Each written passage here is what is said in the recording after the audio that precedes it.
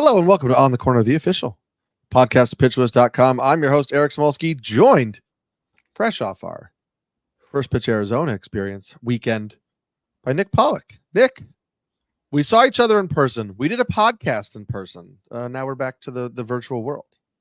What is happening? It was so good hanging with you, Eric. I got to say, it's the longest we've actually been in the same area for a while, even though we both live in Brooklyn. Actually, no, you're up in Queens now. I am in Queens now. Yeah, I keep forgetting this. I'm like, how dare you? But I block it from my mind. Some of you were able to catch part of it live. I know there was a technical problem with it, but we really enjoyed that OTC live podcast. Yeah. I gotta say, First Pitch Arizona, we just put up a microphone for anyone to stand up and give us beef and like just be like, what's the problem here about this guy and that guy, as we put up our top 100 rankings on the board behind us. It was amazing. We did it for like an hour and a half plus. It's a great time. If you haven't been to First Pitch Arizona, I cannot tell you enough. Yeah. You have to go. If you are just a listener, it's better if you're a listener than an analyst, because what you get to do is just go and meet everyone that you've been listening to, and everyone wants to talk to you. Mm-hmm. It is so great. I met so many fantastic people this year. It's just the best weekend. So you got to be there next year, guys. Yes. And next year will be the 30th anniversary. So oh my gosh, they're going to be doing some fun stuff. We don't know what it is yet, but they're going to be doing some fun stuff. I've already started talking to friends of mine who are in the baseball industry, trying to see if we can put together something cool. Planning to go. This is my first year, planning to go back. It was a blast. Yeah. Right. It was your first year. Everybody should definitely go if you can. Oh my gosh. Unreal. Yes.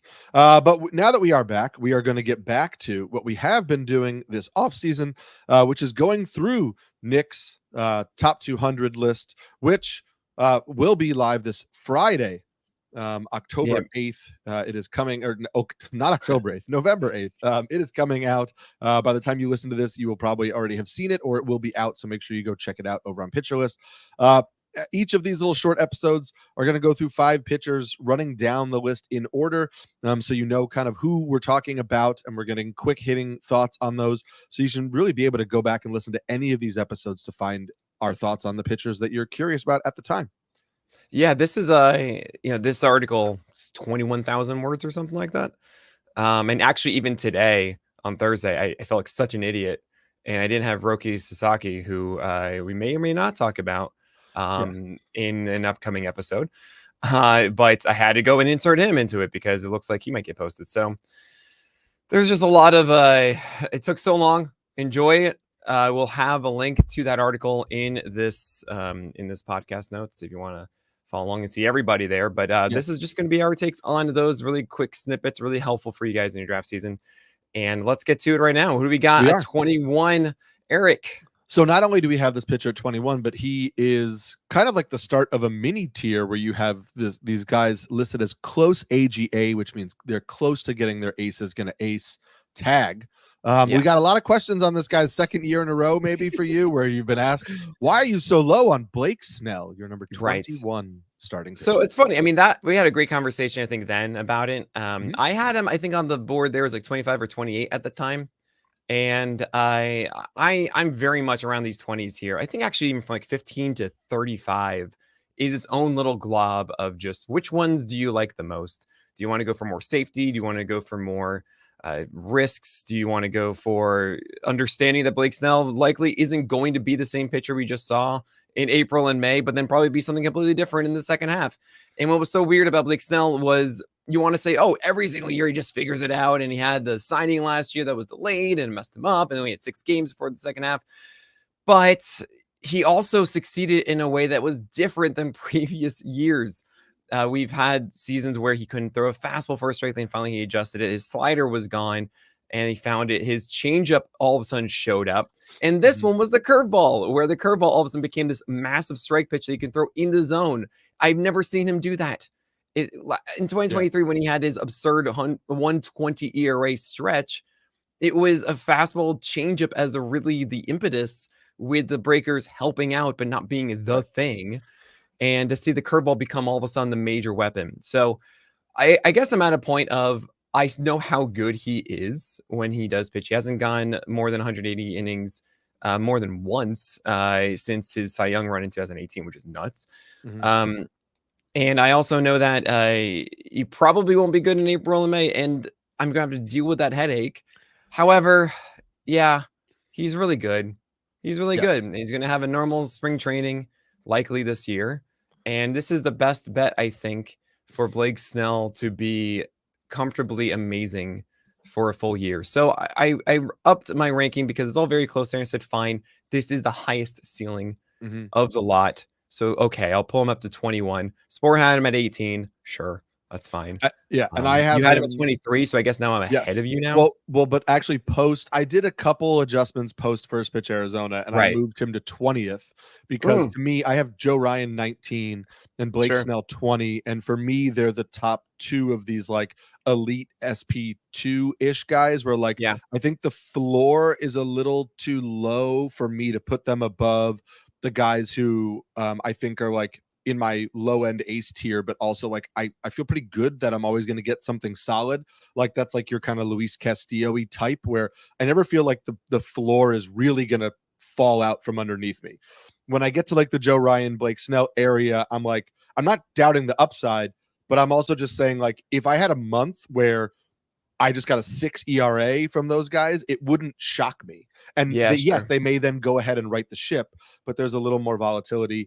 I like what you said about the succeeding in different ways because it really just comes down to your personal preference, right? You could look at that and say, well, that tells me he has lots of different weapons, and so I believe that maybe that gives him the ability to adjust when he doesn't have his best stuff. Or you could look at it in the same way that like you talked a lot about Cutter Crawford this year when he was pitching really well, and that's not to say Blake Snell is Cutter Crawford, but the idea that when you don't have the like, this is what I do and I'm really good at it and this is the pitch that's going to get me there, what happens if then those pitches don't work and none of them work at the same time and you don't have that thing to rely on? We saw the floor get brutally low for Cutter Crawford. We've seen it get like that for Snell in the past and he recovers, but what if it's another one of those seasons where Yeah. he puts up a low 4s ERA, which he Right. has done in the past? It's such a tightrope of what he does of preventing hard contact and ICR and everything, right? We also don't know where he's going to be pitching, Well, that's which true too. I have to which think. doesn't I'm mean a going to guess that he's huge going to thing. sign before the end of November. Yes, Like probably. he's not going to deal with this anymore. He's like, Boris, I'm so sorry. You got to get me signed in a week. Just get me signed. Whatever the best offer is, I'm taking it. Let's go. Yeah. Um, but one last thing I do want to mention is, yeah, you got to decide really if you want to deal with it or not. Know yourself as a manager. Just say, look, if I'm going to draft Blake Snell, then that means I'm going to be holding regardless and just not worry about it and Right. just believe in it.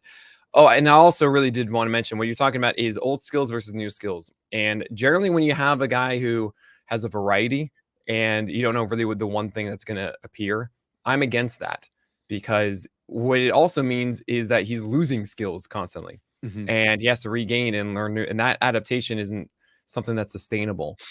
So I'm generally not a fan of guys constantly changing what works and what doesn't and figuring out the canvas as the game goes on. Yeah. But that's not really what Snell is. Snell is more of just one of those things has to work. And I think it's a little different where it's just, it's not like game to game. It's all weird and different, which I see all the time. This is like, oh, he figures out this one thing, which happens to just now be super elite. And then he cruises with that, right? So that's how I see Blake Snell. Yeah, and that's a little similar to the guy that you have next. This idea of like, is this a headache that you want to deal with? Am I going to get I Right. know I'm going to get some high highs. Am I going to deal with the low lows the whole year? And your number 22 starting pitcher is Dylan Cease, who's coming off a great season, but we've seen this oscillating back and forth between, hey, I'm an ace. Hey, I'm a SP3 that makes you pull your hair out. And it all kind of settles in the end, but it's just, do you want the headache as you're going through it, I guess? Right. I mean, the main thing with Dylan Cease is just against lefties that his slider isn't as effective. It's absurd against righties, and also the fastball is really effective against righties too. Four-seamer. But against lefties, the slider isn't as good, and the fastball, I wouldn't say its best asset is its command. It's not. He sometimes goes too high out of the zone. Sometimes he gets it too far in the zone. And on a given day, that volatility is because against lefties, he doesn't have that winning pitch. Mm-hmm. This is why I've been banging the drum for so long for Dylan Cease to learn a cutter. There was a moment he was starting to throw it, and that's really cool. And then he stopped because he allowed a home run to one guy. And it's just like, oh, I think it was like Ryan McMahon or something like that. I don't remember who it was, but he messed him up. And I'm pretty sure that he was just like, all right, I'm not going to throw the cutter anymore because of this. So now that's an off season, I don't think he's going to continue with the sweeper curve because the sweeper is not the thing against lefties. Hello, that's for righties. And sure, if you want to have more fun with righties, by all means, but that's not your problem. It's lefties. So I'm going to believe that he's going to work on something to make it better for him against left-handed pitching. And yeah, he's a rock for tons of strikeouts. I love the situation still in San Diego. He's got another year with that. So yeah. I'm a big fan of this. And I'm believing that we'll see very good Dylan Cease throughout the year. You mentioning that he started throwing the cutter a little bit and then abandoned it is interesting and something we should track for the offseason, because remember, he didn't have a full offseason in San Diego, right? He was traded pretty close to the start of the season.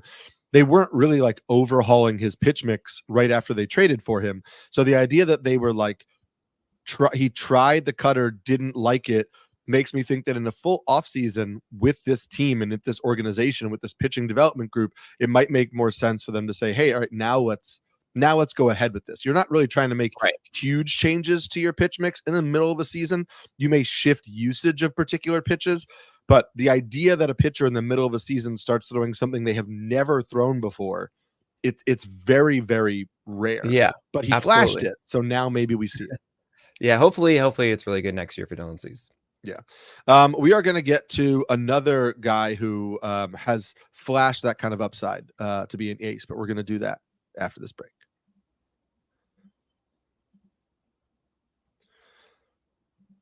So your number 23 starter is Shota Imanaga. And if you want a longer conversation, we did get a question on Shota Imanaga in our live podcast that we did at First Pitch Arizona.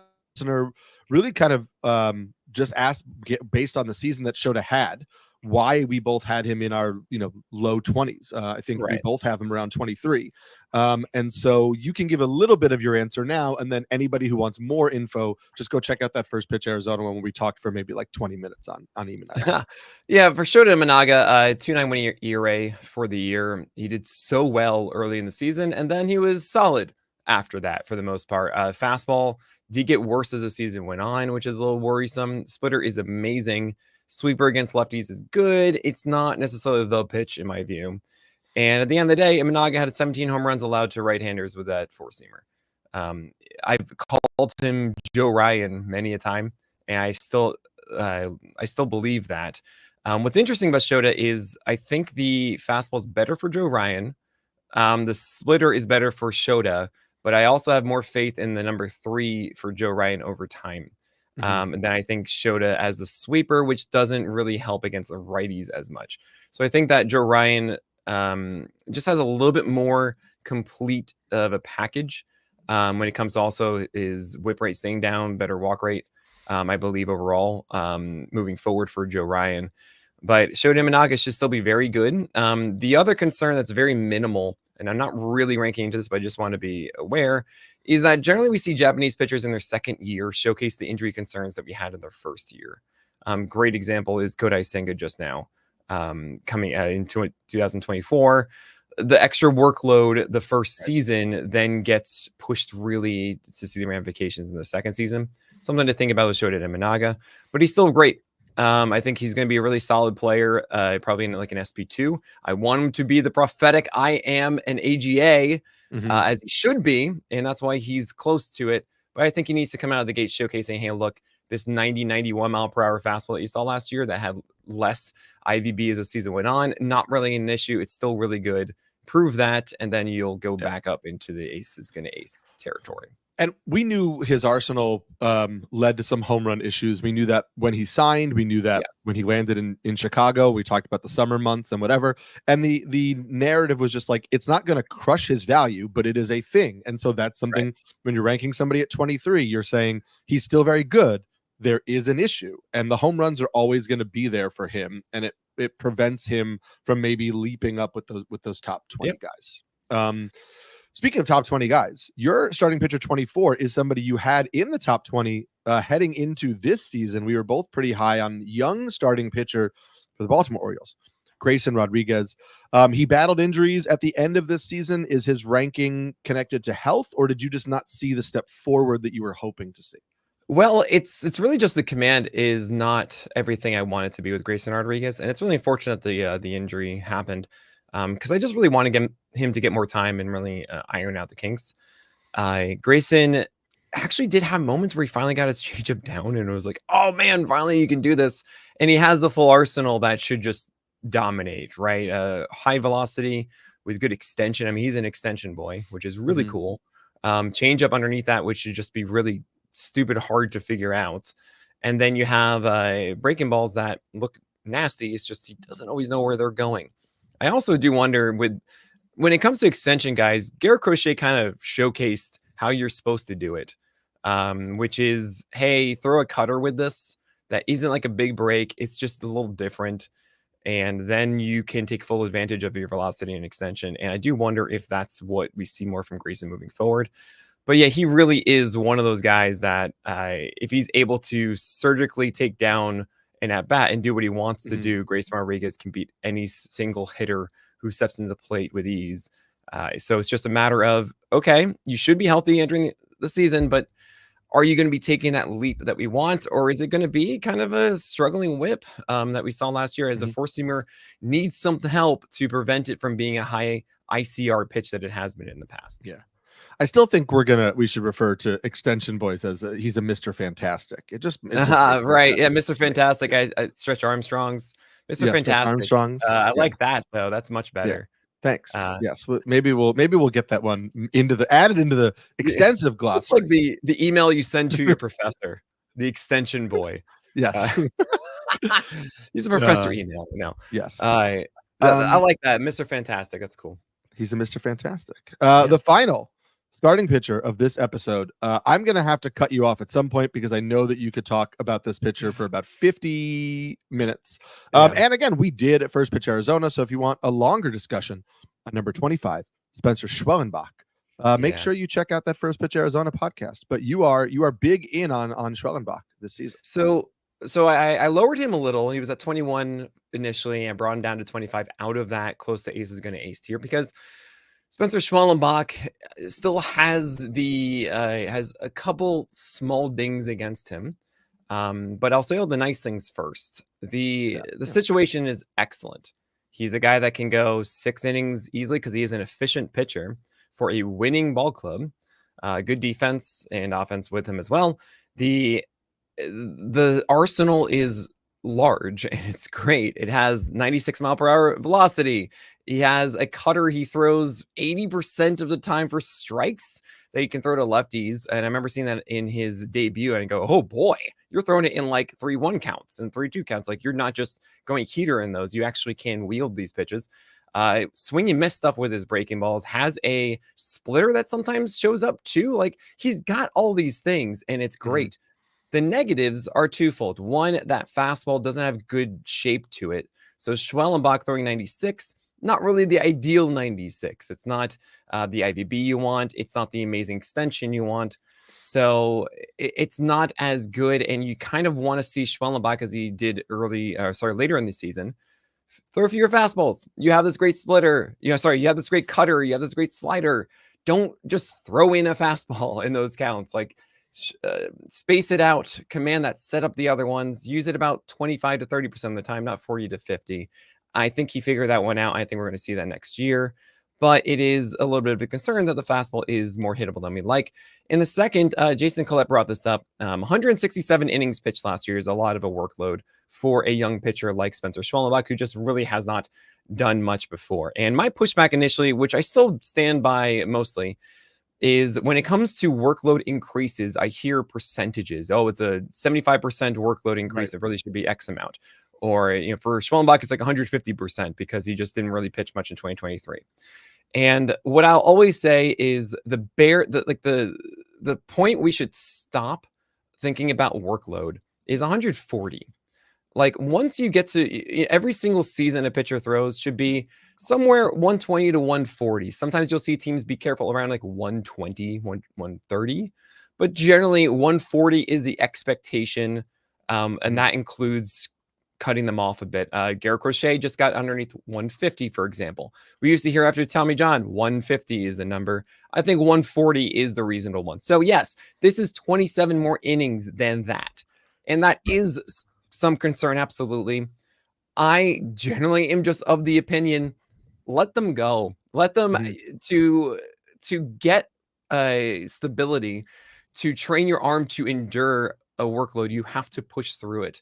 The more that you start, stop, the worse it gets. Now, I'm a believer of intensity as opposed to longevity. That is, if it's an intense 140, and you stop, that is far worse than 90%, 85% at 170. And that's just, essentially, it makes all the sense. Don't go all the hard reps. You got to do like half the hard reps versus, the easier reps for longer, right? So I don't know where Schwellenbach is on that stage necessarily, or that spectrum of it. But with Schwellenbach, I think this is the mold that I love. You have upside for more. I think if he can work in with the fastball well, the floor is excellent. The strikeouts are there. The wins are there. The volume is there. Like all of the things you like from a outside top 20 starter to be a potential top 10 SP on the player rater is here with Schwellenbach.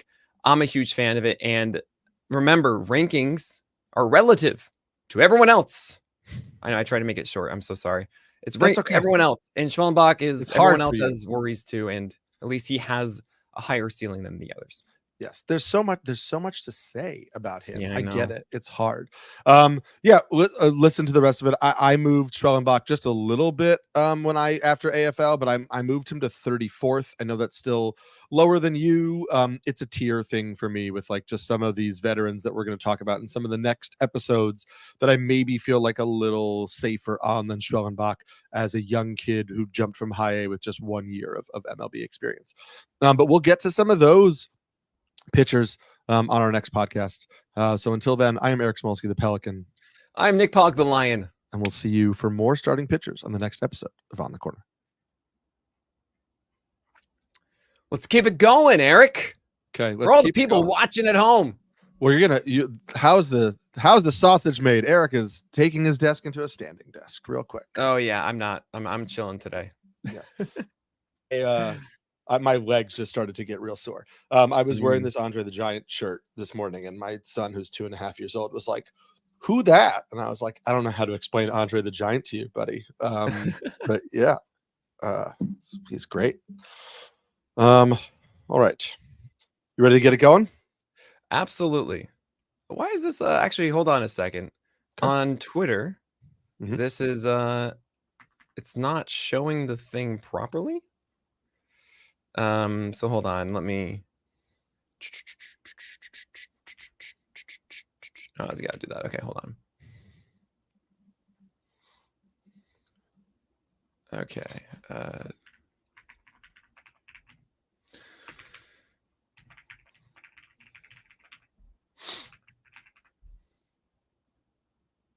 Yeah, there's the embed. Okay, cool. All right, here we go. All right. Hello and welcome to On the Corner, the official podcast of PitcherList.com. I'm your host, Eric Samulski, joined, as always, by Nick Pollack as we continue looking through Nick's top 200 starting pitchers, 5 at a time, 5 and dime. Oh, boy. This is to help you guys. Enjoy it. You can read it inside the top 200 as well. I will also have my first pitch podcast coming out in January. That is going to go over every single rotation. So enjoy these.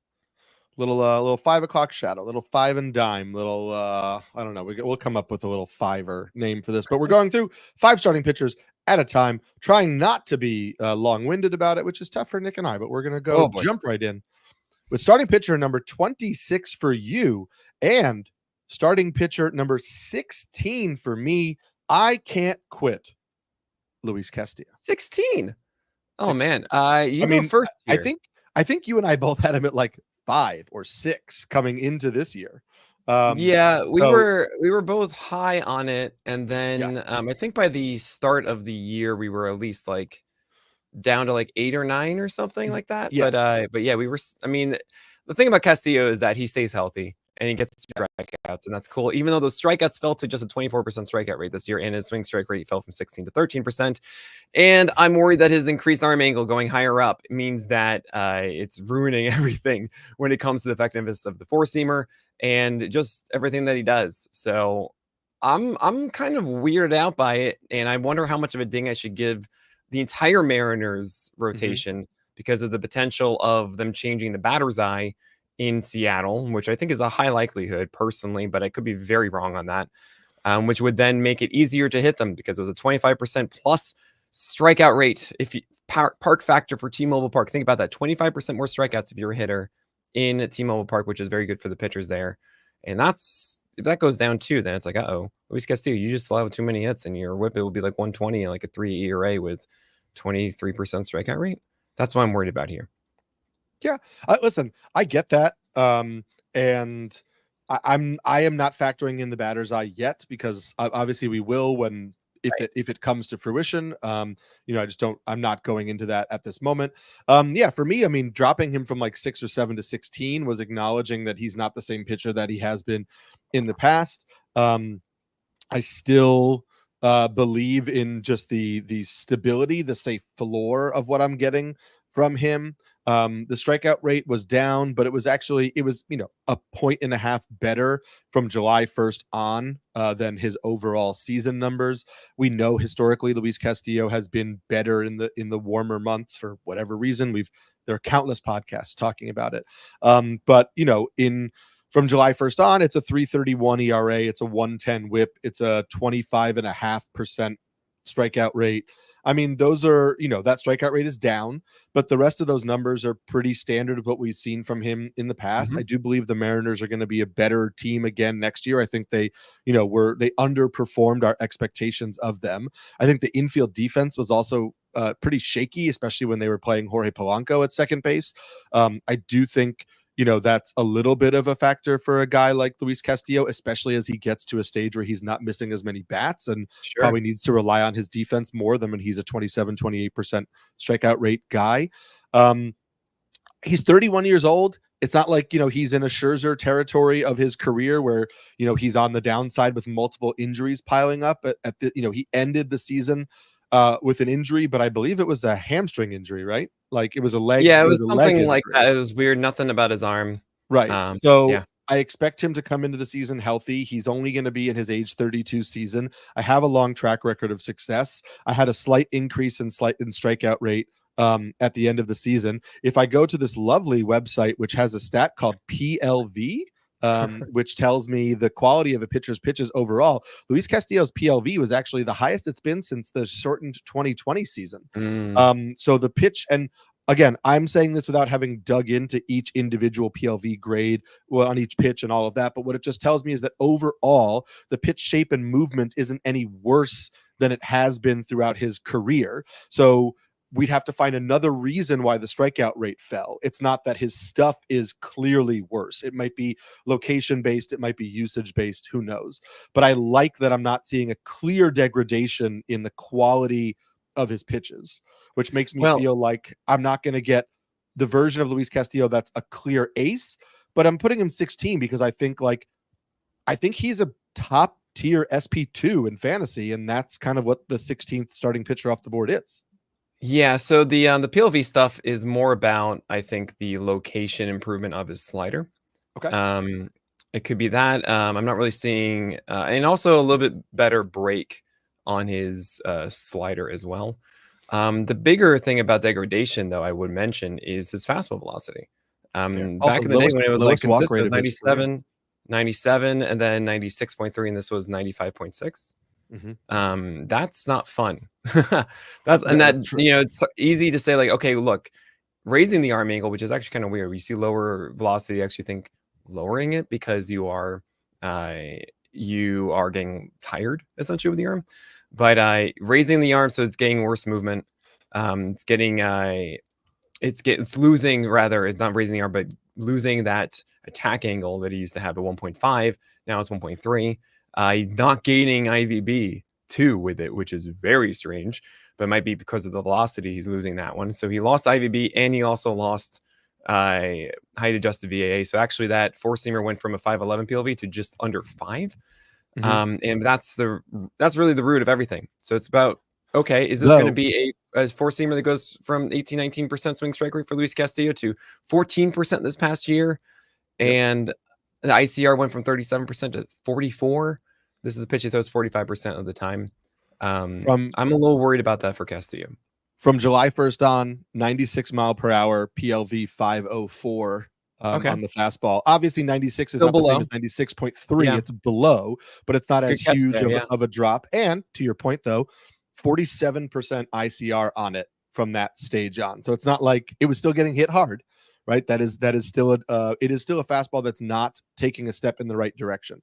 So I guess this is banking on a good pitcher to go into the offseason and to understand a weakness or understand something that's taking a step back and adjust, because the rest of what we've seen is pretty solid from him. So I understand if it's, maybe holding on a little too long, and I'm just willing to get burned on that because I believe in the pitcher and the organization. Sure. That's a lot of time on Luis Castillo. And which is funny because we're probably both more excited, even though we both ranked his teammate lower than him. We're both pretty excited about number 27, Bryan Woo. Yeah. Bryan Woo is cool.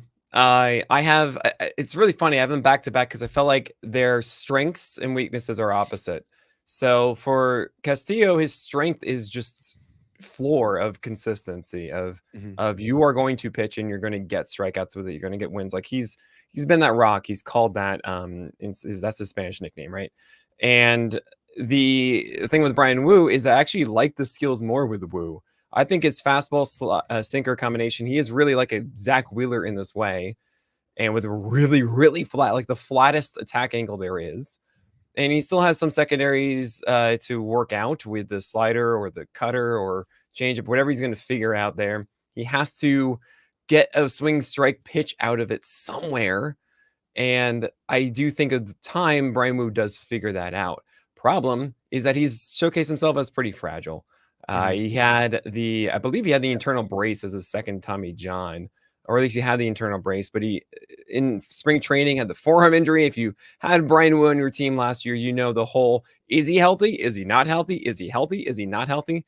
And it took forever for us to get regular 90 pitches from Bryan Woo. But when he did, he's great. I think he's excellent. I think has so much potential.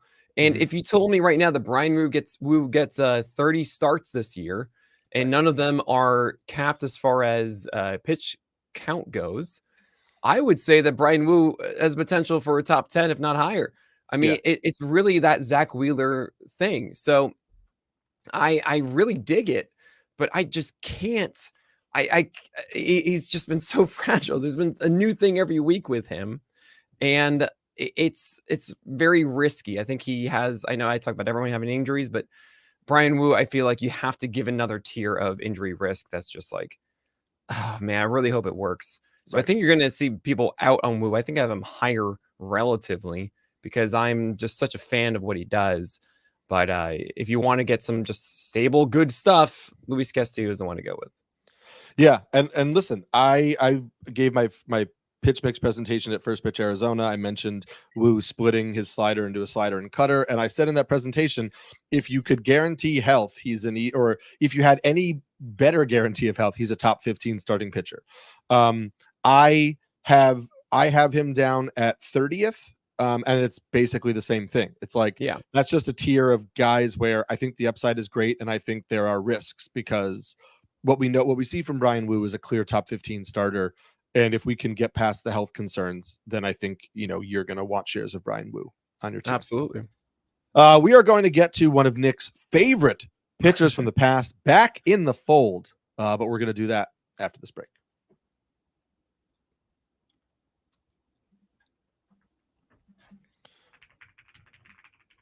So after a year away from your boy, Sandy Alcantara, he's back in your life. but he's ranked 28th. Yeah. This is a guy you had as an ace before. Why 28th? Well, he wasn't an ace in 2023, of course. And that was the lovely season in 2022 where that made him just so great. I love Sandy Alcantara. I'm so excited to have him. I have him as my banner on my Twitter profile because of this. And I've waited the entire year. I'm like, no, you're going to come back. The big thing, though, about Sandy Alcantara, why we loved him so much, is that he was such an amazing volume pitcher. He would go over 200 innings. And even though it was a 24% K rate, 23% K rate, he was very efficient inside of starts because of his fastball and his sinker mix. It just made it really hard for people to discern what's going to be there. And then you have the slider and the changeup, and it's just so difficult to figure out where this ball is going to go. A lot of weak contact would happen because of it. I mean, ICR rates of 31% in 2022 overall. That's not like for one pitch. Across all of his pitches, that is bonkers. Like absolutely bonkers. And here's the thing. He's not going to get 200 innings this year. Right. Because he's going to be capped. So this is where I'm struggling, is what are we going to see from Alcantara? How much are they going to cap him inside of starts? How much are they going to focus on the innings as opposed to the pitches? How much are they going to allow him to really flourish and be himself? He did have a 99-mile-per-hour bullpen earlier in September, which makes me encouraged that Alcantara is going to be totally fine and recovering from Tommy John here. But it really is just a question of how good is the quality to justify the 150 innings. Because this isn't like DeGrom 150 innings. This isn't Tyler Glasnow 150 innings that we're hoping for. Chris Sale. It is a step down. So it's really a big effort you're just really trying to quantify what is the strikeout rate that was 20% in 2023.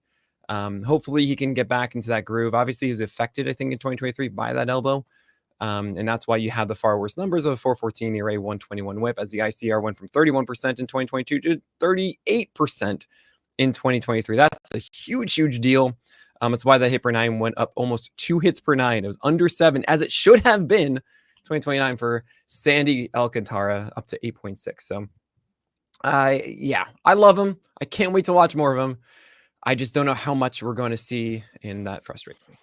Yeah, it's the usage for me. I faded Alcantara at his cost in the past due to the idea that like he needed the 200 innings, and that was never a guarantee with any pitcher. And now with the injury, I think it's clearly not going to happen, and so I think that ceiling lowers a little bit for him. Your number 29 starting pitcher is somebody who you came around on a lot in years past. It was a question about the depth of his arsenal relying too much on one pitch. But we've seen a lot from number 29, Justin Steele, in the past. And so, but I think this is a little lower than you had him last year. Yeah. So Justin Steele, I mean, he's the same guy pretty much. I think this is really more of a showcase of the talent across the field as opposed to the me thinking less of Justin Steele. Look, I was sold entering last year, and I'm a believer that his fastballs, fastballs, because it's not just one, he adds cut to it sometimes, he keeps it straight for others, mixed with his slider that also is kind of two, one's a harder, one's a slower one. He does a really good job of mixing and matching both of these. It's really deceptive. It's really good. He is one of your standard Hollies. This is really what a Holly is to me. Justin Steele is not going to be really that ace. Maybe he is at some point where he turns into that 25 to 30% strikeout rate. But if you don't do that, you can't really be an ace unless you're Zach Wheeler, where it's just like, yes, amazing season. Thank you so much. So Justin Steele is going to be helpful. We did see moments this past year where his command was off. And when that happens, oh boy, you can't see that. He's not going to do well. And he needs to be doing the 7. That is, as a lefty, you need to go up top of the zone edge and then glove side edge with your fastball. And then you have the sliders generally underneath it. That's what his goal is for Justin Steele. So when he's executing that 7, it's beautiful. And yeah, I think like you're just going to be happy with Steele throughout the year. I think his walk issues and the near 120 whip seasons are kind of behind him at this point. Yeah. I just there's not really much for me to say different from you. I have him at 31. You have him at 29. We Yep, basically we're have good. very similar feelings on him. So we'll move Absolutely. on to your number 30 pitcher, who I'm surprisingly a little bit higher on, but also I have at 27. So we're not taking a huge difference here. And it's Zach Gallen, who was inside the top, let's call it 12 for a lot of people coming into this year, inside of some people's top 10s. So why the drop for Gallen? Is it also just like Justin Steele, just kind of like the rising tide around him? Yeah, he's weird. Zach Gallen, I'm a Gallen gal. Y'all know this. I have been for ages when he first came up. And it's not like I don't want to touch Zach Gallen. I just think with so many pitchers showcasing incredible skill sets, I'm trying to steer myself clear of pitchers who give or have haze around them about what they do and how they get their success as much as I possibly can. Is why I had initially Blake Snell lower. But the ceiling for him is so high, so I kept him up high. While Zach Gallen, well, Gallen doesn't always do the same thing with his fastball, and it really bothers me. Where he used to be a low called strike four-seamer guy, which I still think is the best way of doing it. And I think at his best self, he was sometimes surprising with a high four-seamer too. But there are many days where he just can't quite locate that four-seamer, and that puts more emphasis on not really his curveball, which is generally always there, and it's one of the best curveballs around. Keeps it down better than anyone. It's his changeup. The changeup sometimes is great in cooking, and sometimes it's not. And when it's just four-seamer curve, it's not enough because the fastball isn't always there, really, right? Sometimes we see the cutter and the slider do things it's not expected whatsoever. And I think one of the biggest things you had against Gallen entering the season was the workload from the Arizona Diamondbacks push to the World Series. We didn't really see that affect him so much this season. However, we might see the ramifications this year. I don't know. It's just strange. And without a four-seamer that truly dominates, I don't love it. It's like a curveball that is just really good and a four-seamer that is getting by a bit. And like Shane Bieber used to do this, of having a fastball that was more of a called strike pitch, not really the most overwhelming one, and then having an absurd breaking ball. But he had two absurd secondaries. And for it to be one and then half with the changeup that can be great but not always there, it's just strange. So yeah, 126 whip in 148 innings for Gallen this past year. I'm like, is it really going to be demonstrably better? I want to say yes, but it's just strange to me. Yeah, my concerns coming into the year were a little bit workload, and then we saw him start off the season slow, and I was like, I wonder if that's what it is. But my concerns were also, I think I had Gallen 15th or 16th coming into the year, so it was more just I still saw him as an SP2 and not as anything more than that. And it was because the ICR rates on all of his pitches were pretty high. Like, he gave up a lot of hard contact, but he walked that tightrope. He was able to kind of, even though he gave up hard contact, not have it affect his ratios. And you talked a lot about how his approach is different than a lot of other pitchers. He has to keep the fastball low. The reason he does that is because his other breaking pitches are successful when they fall beneath the strike zone. And so in order for the pitches to work well together, the curve, the change, all that kind of stuff, the fastball needs to be low. For me, just that Zach Gallen's arsenal as a whole, it kind of needs like everything to go right. Like, all of the things play on each other so much more than somebody who's just like, this is my slider, you can't hit the slider. If the rest of my stuff isn't working, I have this wipeout pitch. Gallen, it's like a lot of like pulleys and levers that require the other thing in order to make the whole machine work. And that makes it a little riskier to me. And then you pair that with like really below average swinging strike rates. It's a profile that makes me a little more nervous.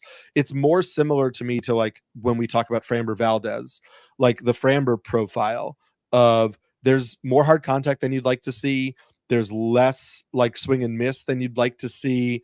And so it makes it hard for me to put that pitcher as an ace. I actually have more faith in Framber, so I have Framber higher than Gallen, but it's like a little bit more in that vein than when people had Gallen at like 12 or 13 coming into this. Yeah, we'll talk about Framber soon. I think for Gallen, there's a higher expectation for strikeouts. Yes. He's showcased above 25% strikeout rates consistently. Maybe.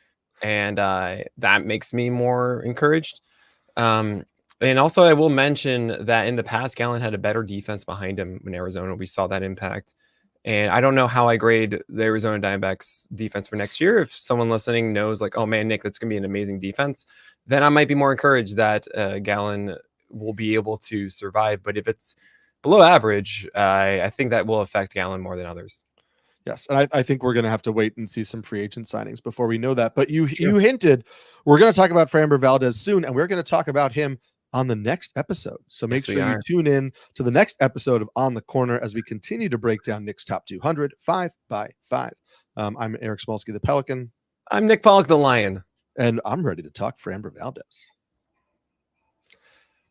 Oh, baby, let's keep it going. Thank you all so much for watching live right now. Make sure if you're watching live right now, go subscribe to the YouTube channel. And you'll be able to see all these later. It's a great time on the YouTube channel. Yeah, it's just much more enjoyable. You see us, I don't know, you see our ridiculous faces. Okay. You ready to do some Framber? Look, they are not ridiculous faces. My ridiculous faces that I make. Oh, okay. Oh, yeah, yours is gorgeous. The ridiculous faces you make. Yes, they're beautiful faces just in general. Yeah, let's get it started.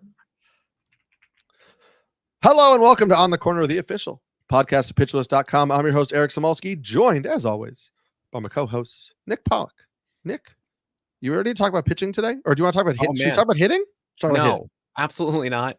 If you want to talk about hitting, just use Process Plus, guys. If you saw the presentation at First Pitch Arizona, there's a reason why a lot of people signed up for PL Pro right after that, because they realized, oh no, I need to have rolling charts for Process Plus. Yeah. Because it is the number one thing I do for hitting. Like, I kid you not, guys.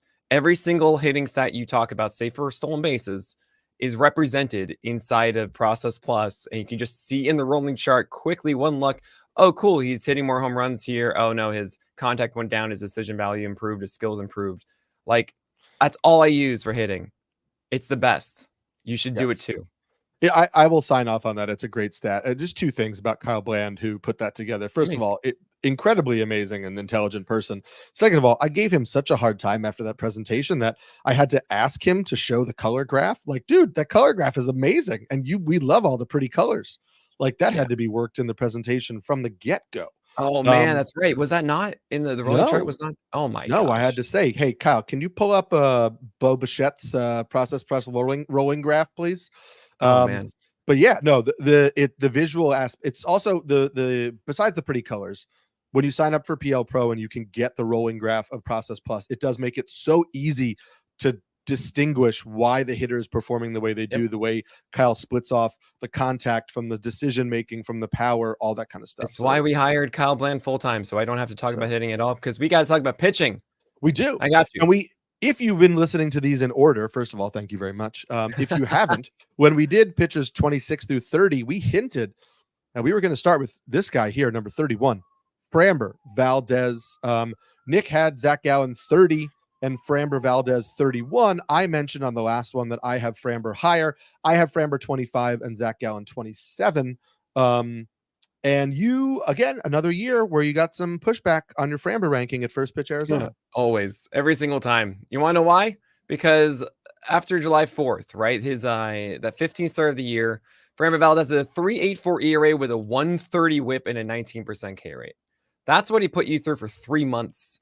And what saved his season was an 85 inning stretch thereafter of a 1.91 ERA and a 0.89 whip. What? I mean, that is so not sustainable. 30% strikeout rate in that time. Again, not sustainable. Framber Valdez all of a sudden had the best curveball he's ever had for a stretch and then lost it by the end of the year. It just seems so inconsistent and maddening. And I understand for roto leagues, you should have Framber Valdez up higher. You should. He's certainly one of those guys you just kind of leave in there and just go, whatever, I'll take it.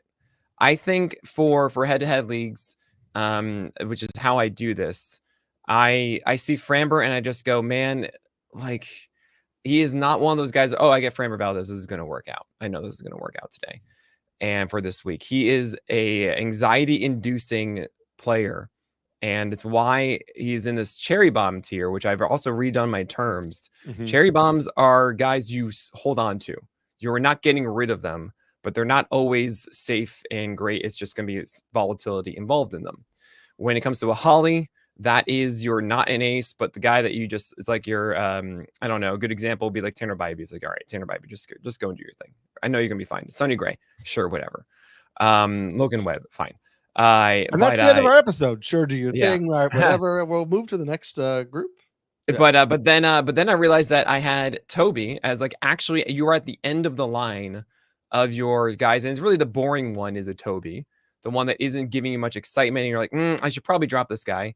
And I wanted to give Josh Mockinson a huge shout out because I was trying to figure out what is the opposite of like the lesser cherry bomb that is reserved for, like, it's like a Toby, but really Holly to Toby. So I need cherry bomb to something. And he reminded me, Nick, we already have a term for it. I was like, what are you talking about? Because it's hipster. Headache-inducing pitcher stifling the entire roster. And they go, oh my gosh, that's it. Right. Because cherry bombs are these annoying headache-inducing pitchers, but the premium ones are now a cherry bomb. You're not really, it's not going to stifle your roster. You're going to hold on to them. But the ones like Cutter Crawford, oh my gosh, you don't know what to do. Right. Those are the last ones on your team. So get rid of hipsters from your teams. Get rid of Tobies from your teams. You only want cherry bombs and Hollies. Okay. So anyway, Framber, you're maddening. You drive me nuts. I don't know if the curveball will be back again. I think the whip of a 130 through 3 months is not something that's just like the anomaly here. I think the anomaly is a 1.91 ERA and 0.89 whip. Yes. And that's really why I have him as low as I do. That's it. For me, I've always thought of Framber as a really high-end SP2 in fantasy. I think I had him 19th last year. We have mentioned on previous podcasts the talent of starting pitching has kind of risen, and so that bumped him to 25th for me. But I don't think the Framber we saw to end the year was real, but I think the Framber we're going to see in 2025 is pretty close to the Framber we saw in 2023, the Framber we saw in 2024. Like, he always seems to find a way to end up with around the same range of outcomes. A great undulator. The strikeout rate is not elite, but it's also not terrible. It's fine for you. The team context has always and will probably continue to be solid. And his ratios have always been solid, like, nothing extraordinary. And so, yeah, that's where we're at for me on that one. I'm far more excited to move on to starting pitcher number 32, because this is the guy that we talked about a lot in the spring when we thought he was going to earn a spot in the Pittsburgh Pirates rotation. He did. There were some ups, there were some downs, but mostly a good MLB debut season from number 32, Jared Jones. Jared Jones. Oh, I've struggled so much with this. I don't know if this is the right spot because, like, I could have put him underneath like Blake Snell. The talent of Jared Jones is nutso at times. Like, it is a premier top of the line, one of the best fastballs in the majors, located upstairs, all the good shape you want. It's just so good. And then the slider is vicious underneath too. Like, it is that Spencer Strider mold that we want to see, the Hunter Green mold, but better. It is that fastball slider. And also, I think that there is more opportunity for Jared Jones to extend past it than say Hunter Green, to actually have a cutter in there, a curveball in there, change up over time. The negatives, one, pitching for the Pirates ain't great. It's not the most ideal scenario for Jared Jones for run support. They weren't actually a terrible team this year, but it's not like he's pitching for, I don't know, the Guardians, for example, would be a better scenario. Two, his command was really bad after returning from the lat injury. The guy we saw in April and May, where he was earning every single Gallows poll, the most whiffs ever to start a career, all of that stuff, it wasn't the guy later on. Why? Because he wasn't locating. He did not have that approach that said, cool, I'm going to throw the fastball here, I'm going to throw the slider here, and you can't do anything about it. I really struggle to watch his starts, especially down the stretch, and it was pretty much just a do not start territory for Jared Jones all of a sudden, because like he just couldn't locate it anymore. I think that was really him not fully recovered for some reason, or really just getting out of that rhythm. So I don't know what we get in the sophomore year. The old adage is a rookie year pitcher his command numbers should be thrown out the window, because there's so many emotions, so many things going through your head, all of this stuff. And they're much different when they come back for their sophomore year, much more confident, much more capable of rolling with the punches and adjusting. So the skills, I think, are so good for Jared Jones.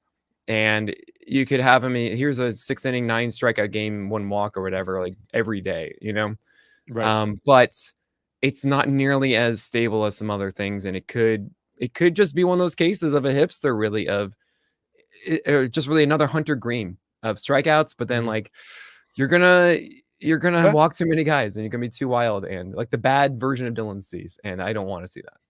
Yeah, listen, I mean, I'm looking at the exact numbers right now.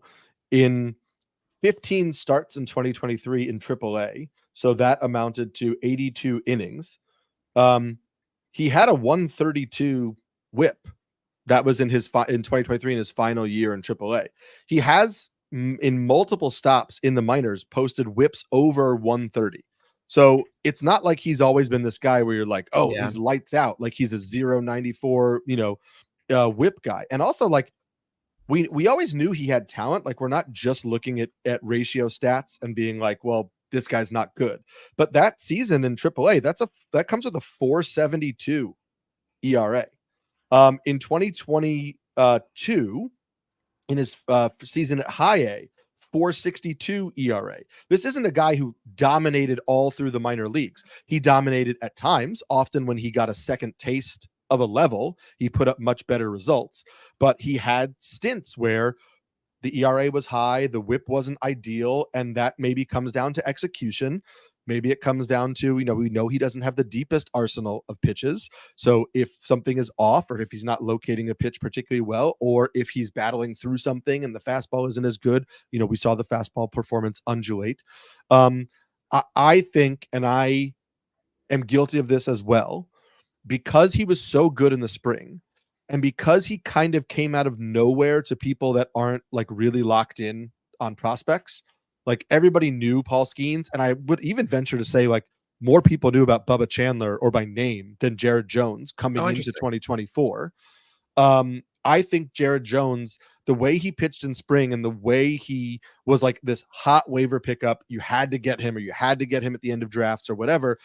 I think we created him as like this guy who is on par with some of the top pitching prospects in baseball.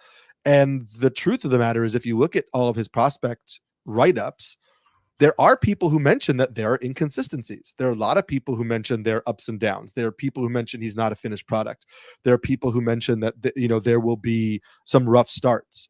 And so I don't think that he is like a lock to take this huge next step. Yeah. I have him in my rankings because I took your advice on buckets. I have him 35th, and I have him basically right next to Freddie Peralta. And I kind of feel like that comp, like that kind of makes sense to me. Like, yeah, I totally get that one. Aaron and Jared Jones could easily be top 15 starters in baseball, and they could be outside the top 50 for a stretch as well. It depends on their fastball, really. Yeah, it's so, oh man. Yeah, I have a cherry bomb tier following after this, right? Like the starts around 37, and I could very much see Jerry Jones being right in there. As the other guys in this one are certainly safer for their innings.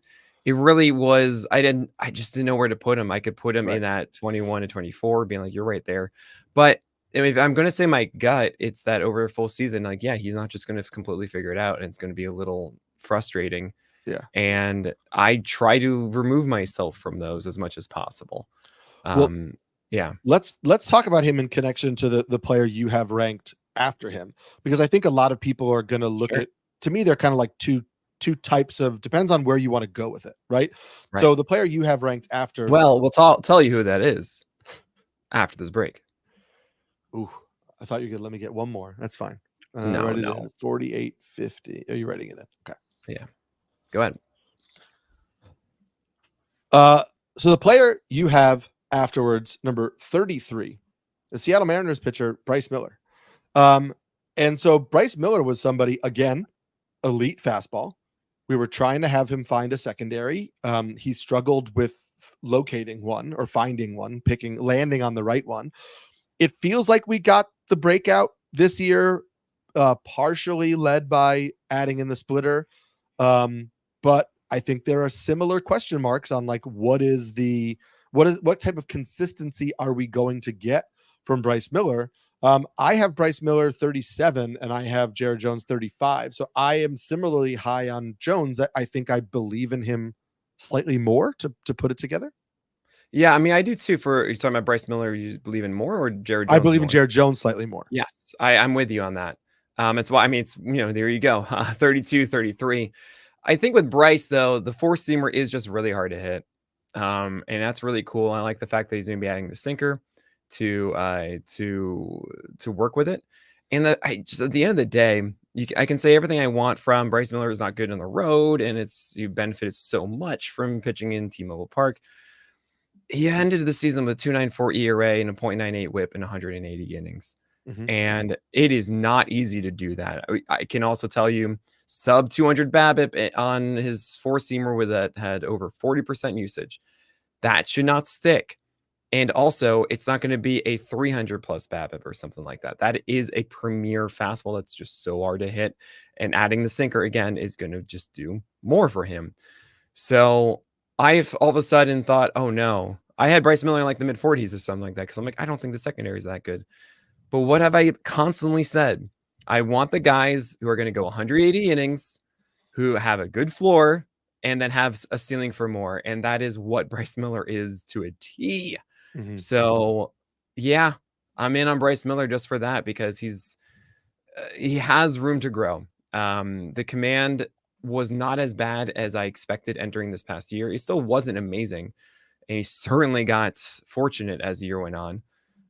But man, there is so much to like with that foundation of a four seamer, and you have to think that somewhere, not the splitter, just the cutter in there, something else that really takes off and becomes a proper complement with that four seamer. And suddenly Bryce Miller is like a top 5, top 10 guy across like 180 to 200 innings. It's kind of wild. So I'm a fan of it. I feel relatively fine taking Bryce Miller. It's just, I really don't think that like the cutter or the sweeper or something like that is just going to show up and dominate. So I'm on the lower end of him hitting that ceiling. I think we both might be on the lower end with the next guy. And there are some people that are going to say, okay, you're talking about young starting pitchers and hoping that they can take a step forward. Well, in 2 MLB seasons, Tanner Bybee has a 3.25 ERA. So why is Tanner Bybee your number 34 starting pitcher? Do you not believe that there's another level for him? Tanner Bybee's so weird. I mean, there's a whole thing about his shoulder barking at him the entire year, but then he pitched well by the end of the season, which is strange. You can point to like high left on base rates that should probably come down, not so much as everyone else, because he does have decent strikeout rates, but still should come down and raise that ERA a little bit. His four seamer, which is traditional Cleveland baseball, gets hit hard, 45% ICR. So it's super reliant on the slider and the changeup and sometimes the curveball. And then there's a cutter as well that had a 200 BABIP. Like, why? That's not going to stick around for next year. It's I don't know. His changeup is terrible against right-handers, so he needs the slider against it, but he doesn't command it as well as I want him to.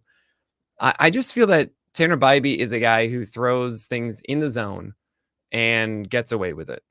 I hate leaning into that. I hate seeing an array of pitches that includes a poor fastball. Really, it's like an average across the board, really, that has gone away with it in the zone. And we've seen this time and time and again regress heavily when that doesn't succeed as well as it did last year for Tanner Bybee. It all just summarizes into like, yeah, this isn't a sustainable thing. But last year, even entering my ranks, I wanted to have Bybee lower. I say, okay, maybe I'm missing something. I put him, around the same spot, and obviously that worked out. And I acknowledge that, like, this is, as you mentioned, 315 innings of success so far for Tanner Bybee. That is not a stupid small sample. Like, there is something going on here that maybe it's the whole mix of them. Maybe he's just throwing it randomly so they can't lock in where exactly each pitch is going. They have no lanes for it. It just, they can't tell. But yeah, it just weirds me out, and I like to avoid guys like that. Yeah, we talked. I mean, we talked about him during the year. There was some, hey, he's making his fastball better. We saw that a little bit during the year. It didn't stick all year. There's Oh still yeah, some the arm angle getting the lower arm, for like yeah, a second, and then yeah. it came I back think it up. was like a Yeah. month-long Oh, Tanner stretch. Bybee. There's some tinkering going on still. He's a young pitcher. I just don't think the ceiling is as high as a Bryce Miller or a Jared Jones, and that's why, like, if you're judging, I mean, listen, I would not begrudge you if you drafted really risky starters early and you're trying to pick a pitcher and you have Jones and Bryce Miller and Tanner Bybee on the draft board and you want to take Bybee because you feel like his results are probably safer. I don't think that that's a poor way to approach it. I just think Jones and Miller have more upside, and so I'd rather go for them. But I think there's value to Bybee, and I'd be happy if I had him on certain fantasy teams. I just don't I don't believe in the upside that I think some Yeah. people believe. I mean, I also really want, I'm going to say this 20 million times, but really don't get too hung up, everyone listening, of which one you get in these tiers and around here. Yes. When I Or have assess multiple in teams, these tiers. right, I assess teams all the time, do an AMA on Reddit and inside of Discord, and people say, cool guys, how do you feel about this team, Nick? How does this look? I do this on stream like every morning. And literally how I assess it is I just count. I count how many top tier guys you have and so on and so forth. How many guys really inside like the top 40 that you have. And if more of them are like in the 30s or so, then I'm like, you might need some extra help, maybe a fifth one or something like that. But if you have Tanner Bybee and you don't have Bryce Miller, I'm not going to ding you. I'm like, yeah, sure. That's fine. That works. So it's really why this draft strategy is about not chasing that one. It's more about getting what comes to you in the right spots and not putting yourself in a situation where you have to go down to a lower tier because you didn't jump on something at the right time. That's really the more important focus here, not Bybee versus Jones and Miller. So we're on the same page here, Eric, I think, about this, and go with whatever you like, but don't don't go crazy about it, guys. Yeah. And I actually like your starting pitcher number 35 better than all of these guys because he's boring and he's old, but I just love what I get from Sonny Gray. Why are you not in on Sonny Gray? He had a 30% strikeout rate. Isn't that crazy? Good. Yeah, like that's a good strikeout rate. Yeah, it's wild. But the thing is, he had a stretch this year of like a 2.81 ERA, a 0.95 WHIP, and a 32% strikeout rate in 83 innings. And then after that, 10 starts, it was a 5.86 ERA and a 139 WHIP. And what I see often with guys like Sonny Gray, these ones that do go back and forth, they're gonna be all over the place in what this end of their season looks like, because it's how long is their good stretch and how long is their bad stretch, and you don't really know. And when I think of Sonny, you're talking about boring, and you're right, because I don't think you're going to really get that good stretch for the full year. I don't think you're going to get the terrible stretch for the full year. You're going to get a mix of both. It's going to be this undulation, and that's that. I personally want to chase a Bryce Miller type where it's okay. Sure. Maybe there's more. Maybe there's something that actually goes up to the next level. He's not going to do that, Sonny Gray. He's also not known as a proper workhorse guy. He's not the most efficient pitcher. And that's because he has a four-seamer that has cut action to it and these breakers and the cutter, and it's trying to nibble around the zone a decent amount and with a little bit of a neckbeard approach. Without, say, the sinker from Framber Valdez that allows him to get these quicker outs. So I don't love Sonny Gray for those reasons. I do not think it's going to be another 30% strikeout rate season from him. And he's going to be fine. He's going to be helpful and good. That's why he's right here at this one before all the riskier guys in tier 7. But I don't want to take him over the other ones for those reasons. Why did you favor Sonny Gray? It's a little bit of a bucket thing. He was 29 for me. He was the end of a bucket of like fair Logan Webb, Justin Steele, guys who I felt like I feel pretty good about the production I'm going to get from them, and they're probably going to end the year as SP2s, and I feel like the floor is pretty safe. And yeah, like if I was in a draft room and Jared Jones and Bryce Miller were on the board and Sonny Gray was on the board, it would 100% come down to what is the rest of my rotation. Yeah. And do I really did I take Shane McClanahan as my ace? Because if I did, I probably would lean into a Sonny Gray type rather than a Jared Jones type, because I would feel a little safer with what I was getting. But also I'd probably just say screw it. Like I'm getting Jared Jones and on the same team. Oh man, Logan Webb. Oh, that's an interesting one, but we can't talk about this one right now. We gotta wait. But we can on the next episode. So make sure you Yes. tune in for the next episode of On the Corner, where we continue going through Nick's top 200. I'm Eric Samulski, the Pelican. I'm Nick Pollack, the Lion. And we'll check you on the next episode of the On the Corner podcast. Oh man, we're killing it. Let's go. One more, guys. We get one more. We'll get through it. One more set of 5. Okay. Here we go.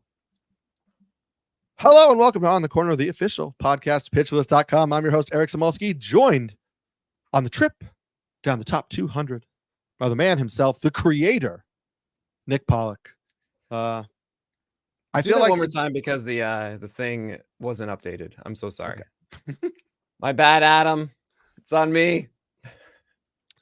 Hello and welcome to On the Corner, the official podcast of pitchlist.com. I'm your host, Eric Samulski, joined on this journey down the top 200 by the man himself, the creator, Nick Pollack.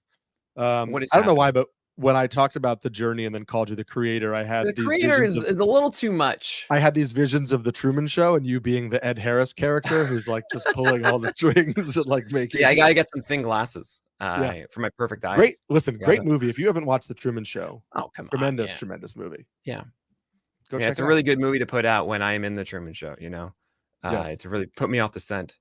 It's great. But we are going to continue our quest or our journey down Nick's top 200. We are going 5 pitchers at a time. If you have this, the first one you're listening to, go back, listen to all the others, pick and choose who you want to listen to. We'll have the pitchers listed in there. These are all 20-ish minute episodes, so it should be easy for you to jump in and out when you get the pitcher you want to listen to. And so we're going to start this one with number 36, Logan Webb. Logan Webb was a fringe top 10 pitcher coming into this season. Logan Webb is a little bit of the poster child for the idea that, hey, let's draft a safe starting pitcher with reliable innings rather than take a risk on some of these guys who have higher upside, but may fail. And I think that you and I have both leaned into the idea that safe is a relative term. It doesn't really exist too much with starting pitching. We have leaned into upside a little bit more, even if that comes with 130 innings. And so that has dinged Logan Webb down both of our rankings. But we also just saw some decisions in Logan Webb's, pitch mix and approach in 2023 that was also a little bit of a question mark. And so that, I think, dropped him down both of our rankings even more. I have him 30. You have him 36. Why are you a little sour on Logan Webb? You really you nailed it there. I can even do further because I don't know. I hate, as you mentioned, the term safe pitcher a lot. I know we use it, but I feel like a lot of times safe pitchers like Chris Bassett burn us, and it really affects. What we think is safe isn't always really safe. So why not go for the higher ceiling thing? And Logan Webb, honestly, if you're in a 12-teamer, especially like a roto league, think of the whip that won this season from the best team. I got you 12 points. Logan Webb had 123 whip this year. And that really stings when it's expressed over 200 innings.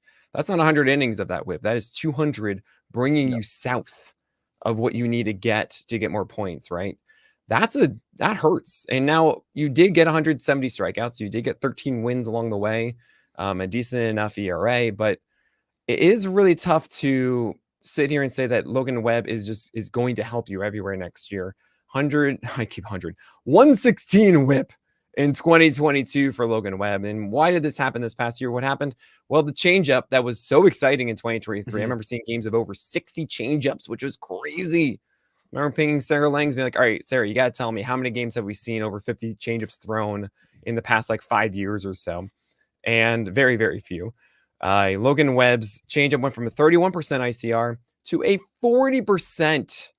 31% over 40% usage. Choose 46% ICR. 31 to 46. Oh my gosh, that's a lot of hits. And that was on 31% usage. So he threw fewer of them, especially in the second half. He was trying to figure out what the heck am I going to do. Throwing in 4-seamers in here and then sweepers and new sliders. he was really trying to figure himself out and change himself. And I don't really want him to. I want him to still be that low called strike with a sinker, then change up underneath and have these surprises. I don't think Logan Webb liked it. I think he didn't get the feel for it again and tried to adapt. I don't dig this at all. I think he's still going to have this higher hit per nine. I think the walk rate at like 6%. I don't know. It might get even higher a little bit. It's all present of concern without saying, oh yeah, Logan Webb's going to have like a sub-3 ERA with a 110 whip and 200 strikeouts or something like that. It's not quite enough. So I could even see myself pulling Logan Webb all the way down to like 50 or something along those lines because of the talent inside of the next tier, which are all the fun, like high upside. Just one of these guys could easily just break out and be, top 5 pitcher next season. While Logan Webb, to me, yeah, if you've taken a lot of high risk stuff, like massively so, then sure, I get it. You need to have a pitcher that you're not going to drop, and you're not going to drop Logan Webb on your teams. Like, I would be really surprised if he's just so bad that you drop him. Yes, but I couldn't see that either. It's still not like Logan Webb could just settle in as an SP4, like an SP3, SP4 for a year. And how much of an impact is that on your teams is the biggest question.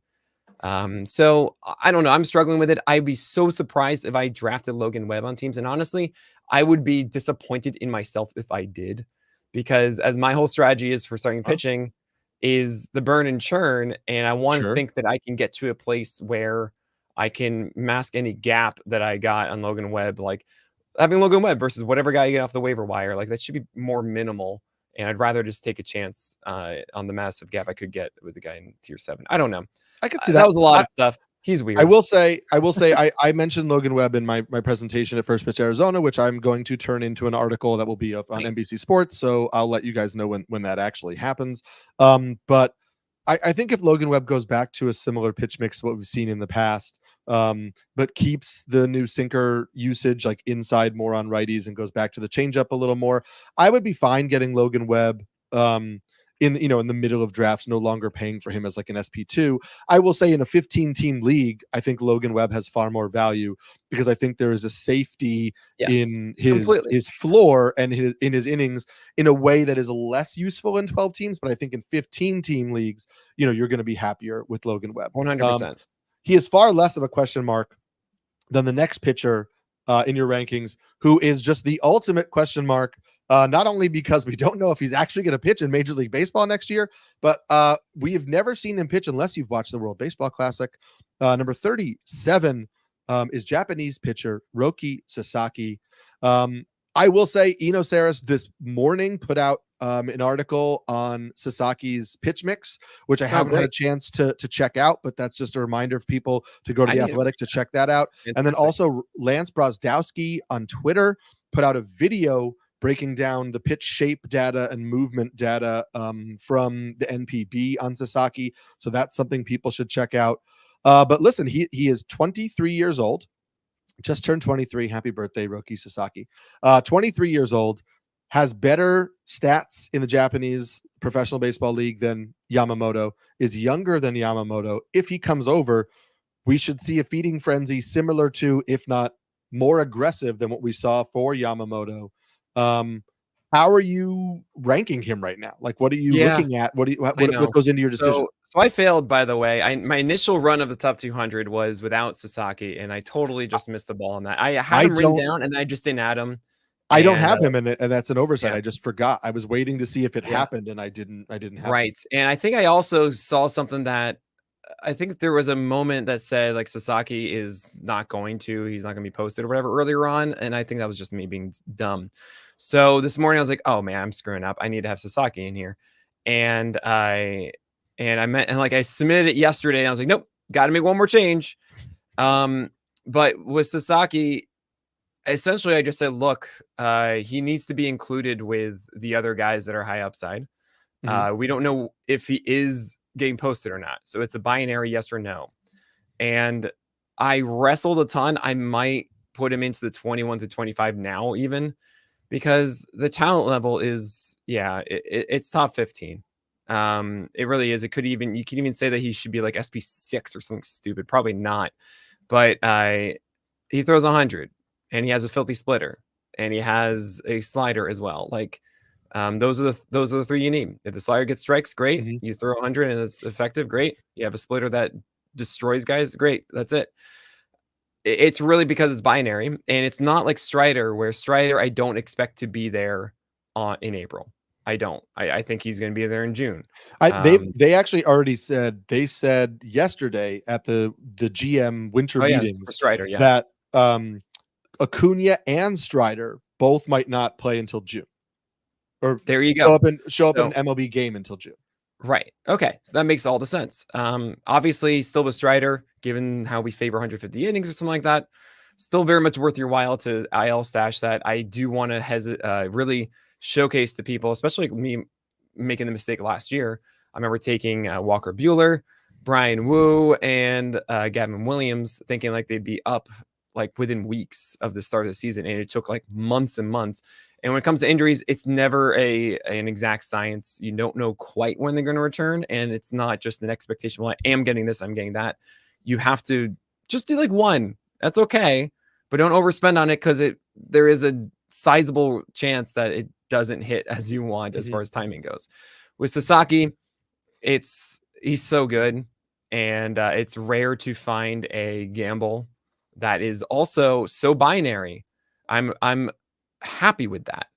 I love making decisions, and if he's not posted, you have an open roster spot. It is so valuable to have that roster spot at the beginning of the year. So that's a benefit in my view, as opposed to waiting a couple weeks to see if it's legitimate.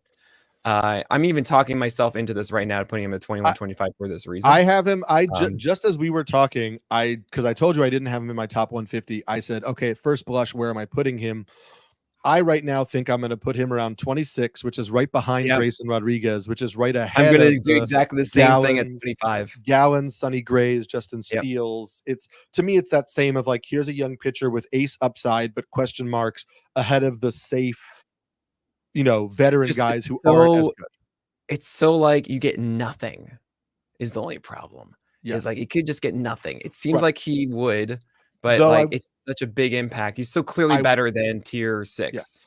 I will say we're recording this on Thursday, November 7th. A report came out early this morning that we might have a decision within a week of whether he gets posted or not. So by the time you're listening to this On the Corner podcast, you may already know that he's coming. Okay. He's coming, and you're going to say, oh, well, I'm going to tell you right now, where do I put Roki Sasaki if he is getting posted definitively?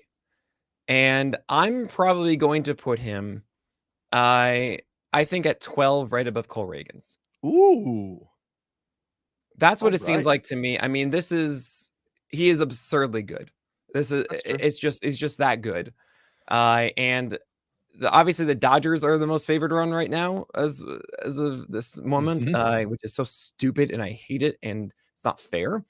And like everyone that wants to say that the Yankees are still the Yankees, no, the Dodgers are the Yankees. Okay, anything you think about the Yankees of old, it's the Dodgers now. That's who they are, and it stinks. I just think that I look at like Reagans, I look at Yamamoto, Garrett Cole, Max Fried, Joe Ryan. No, Sasaki's better. The only reason I'm putting him underneath George Kirby and Gilbert and King is because the volume of those guys with still very good upside is worth it. And Sasaki, if he goes to the Dodgers, would be in a 6-man. I think any place he goes should be in a 6-man. And then you would have about 150 or so would be the expectation. So you have a lower expectation for innings for the year. So yeah, that's where I would put him at 12. If he gets posted and it's 100% confirmed he is getting posted and going to a major league club. I also don't think he's going to go to a bad team. You don't just go and invest into, I don't think he's going to get stuck on the Angels. I don't think they're going to make that mistake after Ohtani. So I think that Sasaki is going to be a Met, or he's going to be a Dodger. Not going to be a Yankee. But I mentioned that the 4 teams that are going to be connected to him off the bat are going to be the Yankees, who don't really have a spot in the rotation. Right. So it will be kind of money. If they're going after Soto, right. Like the 4 teams will be the Dodgers, the Mets, the Red Sox, and the Phillies. And the Dodgers, the Mets, and the Red Sox, to me, are the ones who are more likely, with the Dodgers and the Mets really being the two that I think are far and away. But the Dodgers, the Mets, and the Red Sox all have the money, all have previous Japanese players who are currently on the roster who could help with the transition, and all have extensive experience. We know they have been to Japan. They've watched Sasaki. They've scouted him. They are interested. So it checks all those boxes. But I think the smart money's on the Dodgers. I'm with you. It's funny, Eric. I know you're a Red Sox fan. And I don't know if everyone knows that listening here. I don't know if everyone listening knows that I'm a Yankee fan, even though I'm really a baseball fan now. And I think you can agree, our rivalry has been bad since 2004. It is maybe 2007 or so since the very.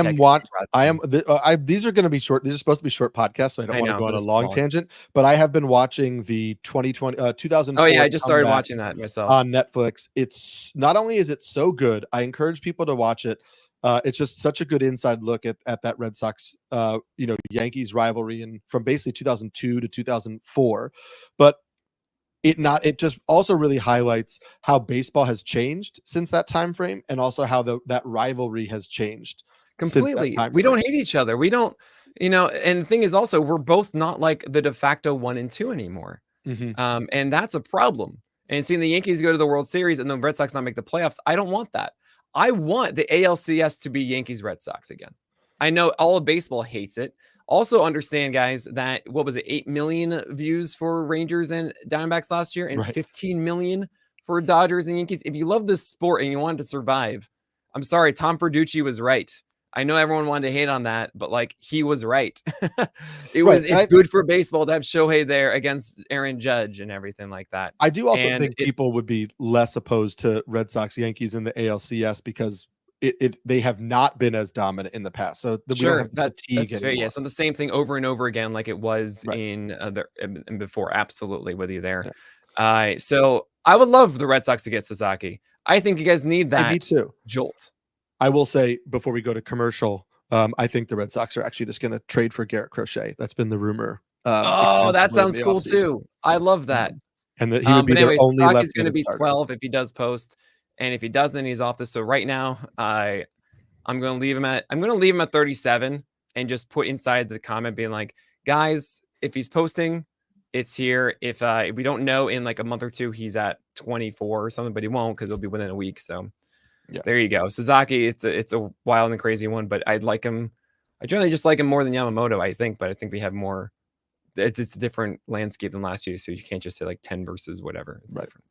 I'm actually equally as excited to talk about the next pitcher, and we'll do that after this break. I'm excited to talk to you about your number 38 starter, Shane Baz, because we talked about him so much leading into the season. Where was he going to land? We were so kind of enamored with him as a prospect. We hadn't seen him in 2 years. Then we got Shane Baz back, and he didn't look like the same pitcher at the start. And then he kind of started to turn into a little more of that pitcher. And I have him at 53 right now, and I just am so lost. Like I was so high on him coming into the year, and now I feel like maybe I was too high on him, but now maybe I'm overcorrecting too much. And I need your help on where to rank Shane Baz. Well, I got you, because his curveball is dope. Here's the problem with Shane Baz was that he came back and I'm like, okay, look, he was so good before. Four-seamer was awesome. The slider used to be the destroyer of worlds. Surely it's going to be that again. I'm taking that from Sorry, I remember him saying that it was supposed to be that. Slider was horrific. 24% swing strike rate in 2022 after sticky stuff. 11% swing strike rate this past year, 21% usage for Shane Baz. However, the curveball showed up for about a 68 to 70% strike rate, a 17% swing strike rate on it, PLV over 5.17, ICR was 32%, and the four-seamer then was able to return to form, 11% swing strike rate, high strike rates on it, only a 34% ICR for Baz, as he located it well. He did the Blake Snell blueprint, and it was great with two-pitch mix, four-seamer curve, awesome.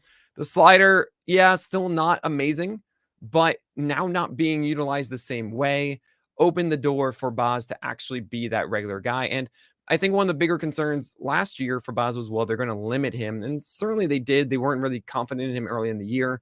They eventually got him that rotation. But once we actually saw Shane Baz start regularly, I mean, yeah, he was going 6 innings, 7 innings. We had 7 innings, 7.2, 5, 6, 5.1, 7, 6, 6 to end the year.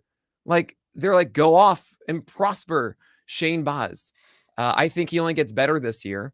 With the four-seamer and the curveball as his foundation. Hopefully he gets some return on the slider, making that more of a middle ground strike pitch. But I really dig this. And the fact that overall Shane Baz had a 34% ICR should just showcase how hard he is to hit. The strikeouts, I think, should go up as well, considering that a lot of those low strikeout numbers are from earlier in the season, as he had 2 sub-10% strikeout rate games of 1 strikeout and 2 strikeouts in those. And as he went on through the years, then 6 strikeouts and 7 strikeouts. I think this is going to be something that evolves over time with him. I'm a fan of Shane Baz, and you should be too. I'm back in. You have convinced me. I moved him now to 41, which is in this kind of like SP2s with upside tier with like the Tanner Bibees and Bryce Millers and Ryan Pepios of the world. And so I can't put him in like the Bibee side. Because I have a larger tier than I feel I got you. I bucketed with like Bibee and Sonny Gray and Valdez kind of together of like, and Bryce Miller of saying, cool, you're going to get these innings. And Baz should, but also hasn't gotten to that element yet. And it's like, all right, you're still a little bit weird. Yes, I have him higher. I also have the next pitcher higher, and it's your number 39 starter, Freddie Peralta, who, listen, I was bought in this year. I think I had him as like my SP19. Like we have seen it. Part of it was just like belief that like we've seen the innings from him. I think people still had some innings concerns for Peralta. We still got those innings again. I think it's now 3 years in a row with 165 for Peralta. Yeah. I mean, 2022, no. It's 2 years, 78 innings in 2022 and 144 in 2021. Right. Okay. So 2 innings, but 100. So let's call it 145 3 years in a row, which is still pretty good in this landscape. But the fastball, Nick, he cannot stay consistent with it. No, one of the biggest problem, it's pretty simple.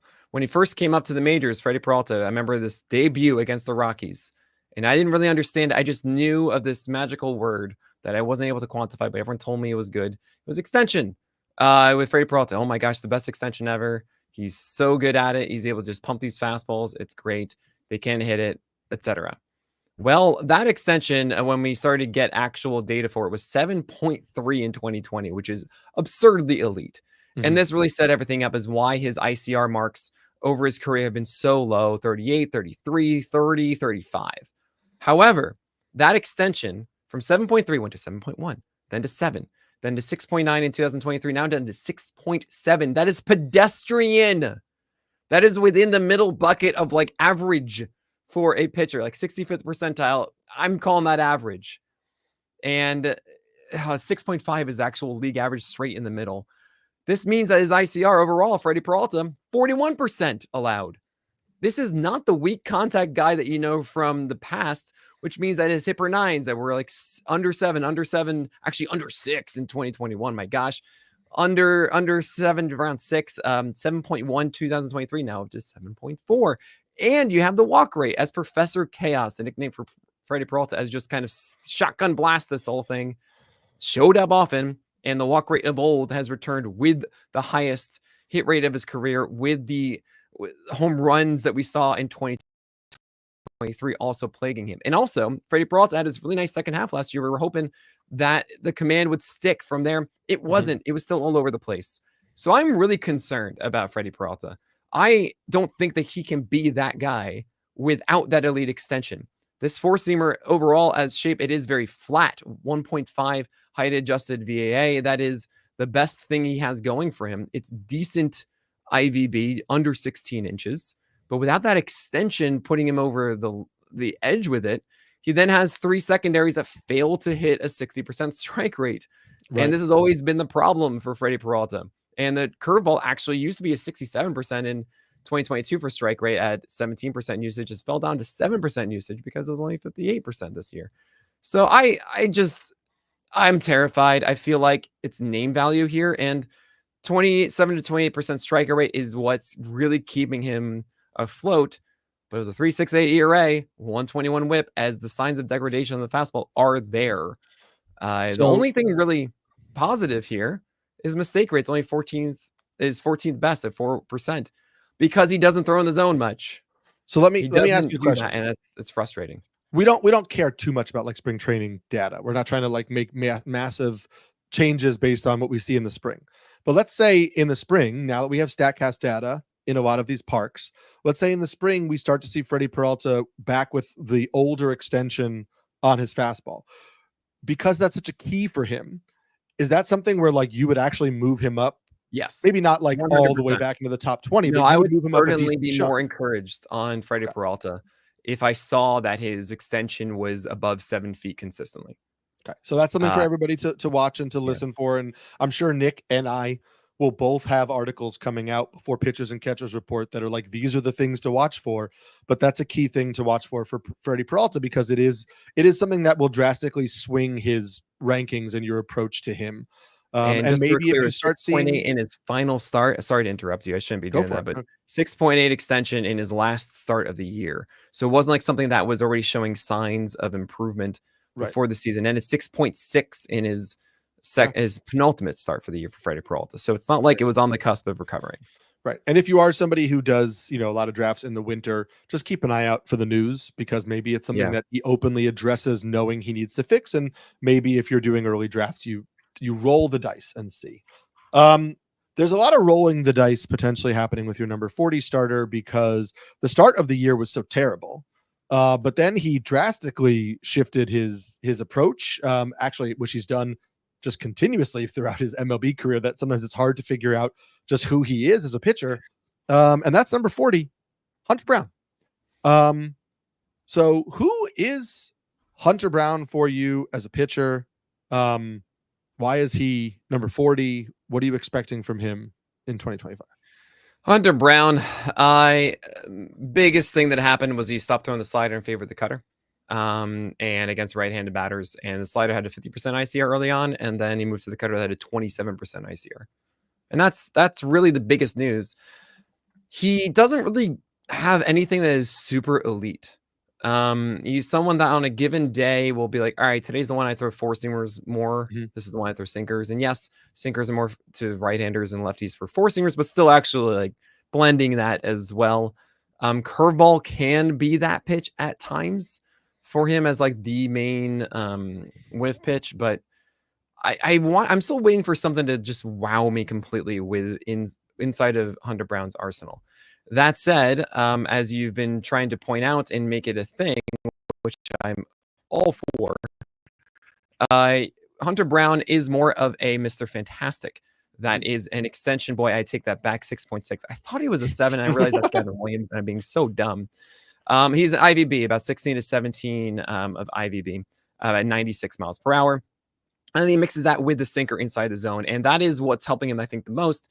He's more of that 2-pitch inside the zone fastball that deviates, right? And I'm a huge fan of mixing the two and really keeping guys off balance of like, is it going this way or is it going that way at this velocity? And it's why this four-seamer has like a 14% swing strike rate. And it's why the sinker had a 27% ICR this past year. So all of that combined is someone that I think has a good foundation of just like, cool, these things work, is going to get innings, and has some whiffability here that can be developed in more. However, it was a 127 whip. And yes, there is a lot to be said about the beginning of the year for Hunter Brown, where the first 8 weeks or so until May 22nd, it was terrible. And after that, with the cutter, it was a 2.31 ERA with a 109 whip and a 26% K rate with an overall 31% ICR. Mm-hmm. So I feel like that should be real to some extent because of that cutter being so effective against right-handers. And I also feel as if he needs a better swing strike rate pitch than what he has. So I go back and forth a little bit about how much of that was just kind of good fortune. How much was it just kind of throwing things in the zone and getting by with it? Or how much is it that, no, this is a foundation that you can really build upon? But I found myself raising Hunter Brown more and more as I went on with this. And he is that mold of like good foundation, room for growth that has me going after Hunter Brown more than I expected.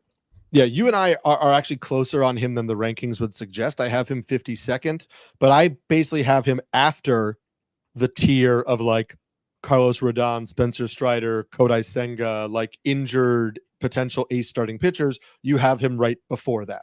So it basically just kind of depends on how you're bucketing and how you're approaching it. I also have personal scars from rostering Hunter Brown, and so maybe I'm a little, gun shy in doing so again. But I need to dig into some of the changes a little bit more and see how I feel about him going forward. Yeah, I think but obviously the talent is there. Yeah, I think we won't know until really like March and what he's doing, because I think we'll get clarity on what the mix is, and hopefully there is a better whiff pitch than we saw last year. I think that has to be the focus for the offseason. And you'll continue to get clarity on the top 200 starting pitchers as we continue to go through them 5 by 5 here on the corner. I am Eric Samulski, the Pelican. I'm Nick Pollack, the Lion. And we'll see you on the next episode of On the Corner. Thanks for tuning in, everybody. We got to go now. 41 through 60 we'll do actually relatively soon. But yeah, thanks for tuning in. Bye-bye.